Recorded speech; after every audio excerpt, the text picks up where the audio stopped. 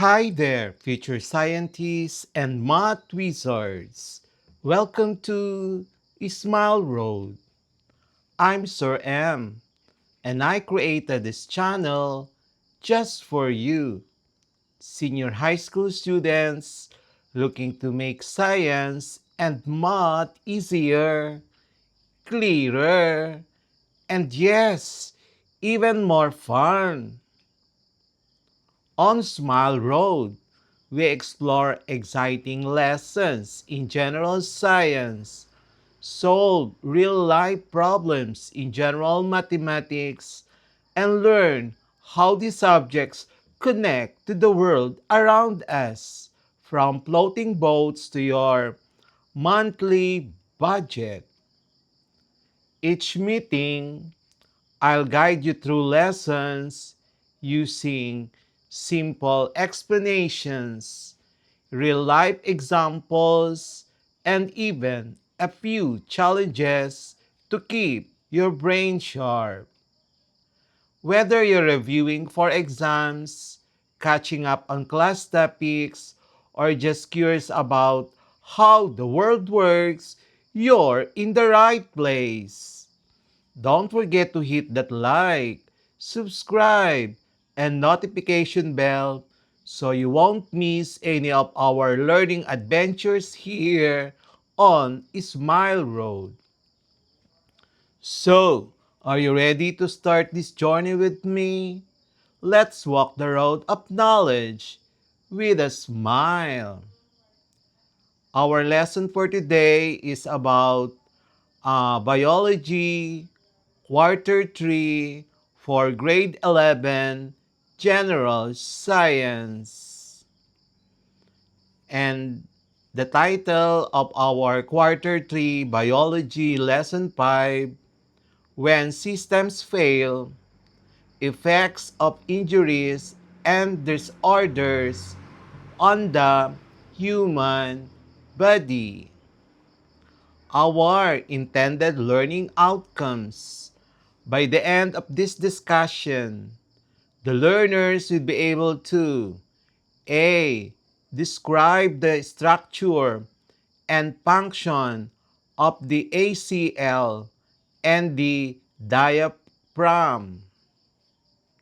Explain how damage the ACL or an asthma attack disrupts the normal function of the skeletal, muscular, respiratory, and circulatory systems.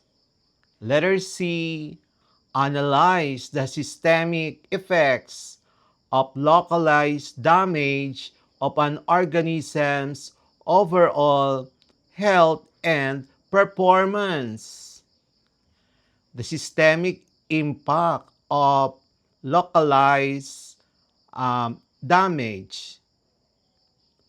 A torn anterior cruciate ligament and an asthma attack are two distinct examples of how a damaged part in biological system can have far-reaching effects on the entire organism.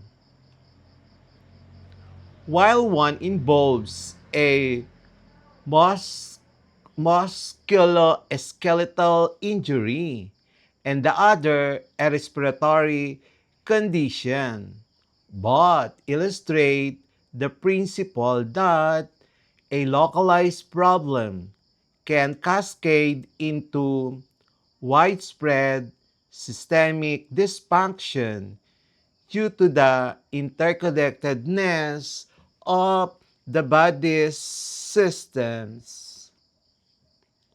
A torn ACL. The anterior cruciate ligament is a key stabilizing ligament within the knee joint, connecting the femur, the thigh bone, to the tibia, the shin bone. It is crucial for preventing the tibia from sliding forward relative to the femur and for providing rotational stability. The knee is a complex joint involving the skeletal system, femur, tibia, patella, and the muscular system, quadriceps, and hamstrings that work together to allow for movement and support weight. So you see in our figure the patella, which is the kneecap, the lateral meniscus, and the lateral collateral ligament. You also are seeing there the articular cartilage. And then the next one is the medial meniscus. If we have a lateral meniscus, we have a medial meniscus. And then medial collateral ligament. When the ACL is torn, the immediate effect is a loss of knee stability. This directly impacts the skeletal system by making the joint loose and prone to subluxation, which means a partial dislocation. The instability then forces the surrounding muscles, the muscular system, to overcompensate. The quadriceps and the hamstrings, which would normally work in a balanced way, now have to work harder to keep the joint from giving. This can lead to muscle fatigue, spasms, and even long-term imbalances that affect posture and gait. Furthermore, this seemingly isolated injury affects the entire organism's ability to perform fundamental actions like walking, running, or standing. The central nervous system also plays a role as the body's proprioception, sense of joint position, is compromised, increasing the risk of further injury. The organism can no longer move efficiently or safely, impacting its overall mobility and quality of life. An asthma attack. Asthma is a chronic respiratory disease that causes the airways to become inflamed and narrowed. The respiratory system, which includes the trachea, bronchi, and lungs, is responsible for gas exchange, taking in oxygen and expelling carbon dioxide. This process is intimately linked with the circulatory system as the bloodstream transports the oxygen from the lungs to every cell in the body and carries carbon dioxide back to the lungs to be exhaled. respiratory system illustration. So there you see the nasal cavity, the nostril, the soft palate, the hard palate, the oral cavity, the larynx, the trachea, the carina of trachea, the right main bronchus, the right lung.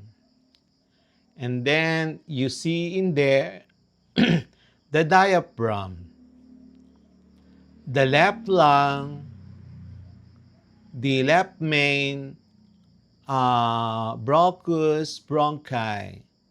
And then you have there the esophagus, the epiglottis, the tongue, the drop, dropharynx, nasopharynx, and then the pharyngeal tonsil.